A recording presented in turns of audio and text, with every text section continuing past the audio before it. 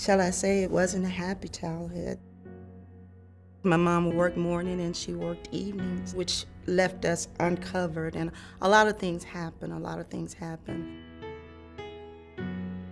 I can remember her leaving us under the care of my neighbor next door. He used to tell me all the time that I had big, pretty legs, you know.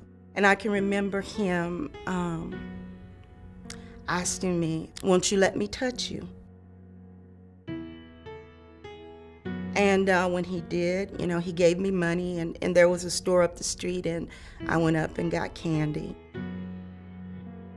Then there came a time where he said that, you know, "I want you to let Louis lay on top of you." And I did.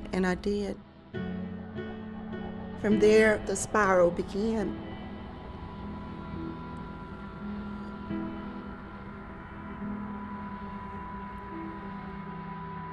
By the time I reached the age of 13, I had a baby myself.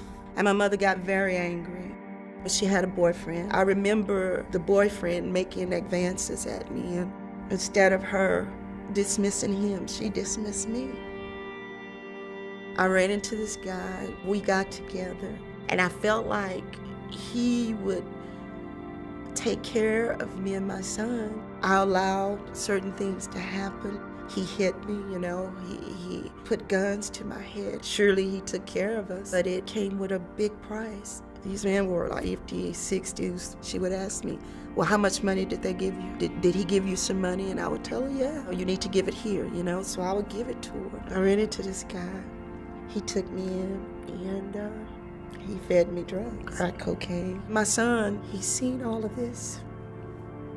I was very angry. I had 13 assault cases. I was sick of everything. It just really didn't matter. You know, I needed money to survive. I remembered how, you know, I went out with the older men. It was just how they would give me money. Crazy. This is the way I lived my life.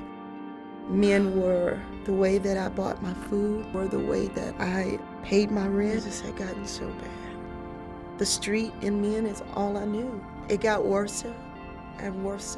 I didn't know anything else but to go to the street. Not only support my habit, but to make sure my son ate. And I remember walking into a Dairy Queen, and I asked him to feed my baby.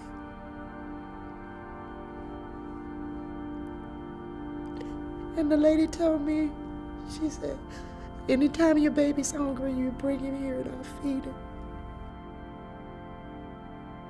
I knew I had to do something to get my son up off the streets.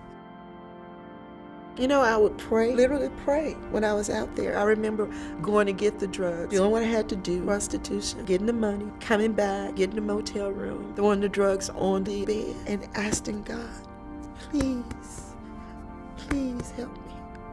After I got through praying, I would pick the drugs up and just continue to use.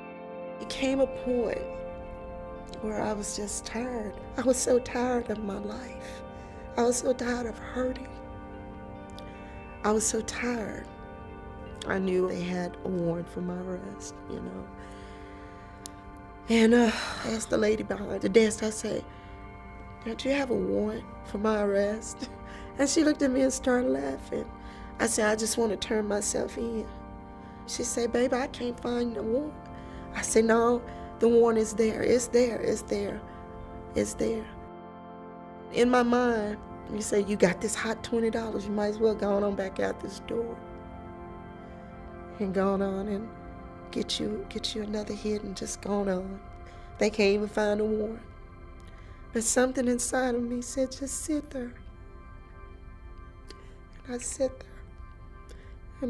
there. And she said, "Baby, I found it." I said, "Thank you, Lord. Thank you." And you know, I told God, I can't even see the time that they're talking about. I can't even see 25 to life. But God, whatever you do, I don't want to go back out here the same way I came in. Please help me. And I remember that's when my life began to change. That's when I surrendered. because I didn't know nothing else to do. They had church down there. Church, I didn't do church. But just to get out of the dorm with all those women, I went to church. I began to hear what the pastor was saying. How so many times when when we've been through so much in our life, it becomes a cover, and it covers our souls, and our souls begin to be it's just dark because there's so much that is covering our souls. But he said what the Spirit of God does and the Word of God does, it comes in and it begins to peel back the covers. And what happens is your soul begins to get light. And you begin to gain strength where you can live. And when he said that, I said, God, this is what's happening. I thank you, Jesus. I thank you, Jesus. I knew I had to change, but I didn't know how to change. And God, through his word, began to teach me how to change. I said, God, if you are God, and if you're the God that they say you are, then God, change me. Change me. And he did just that. He changed my life.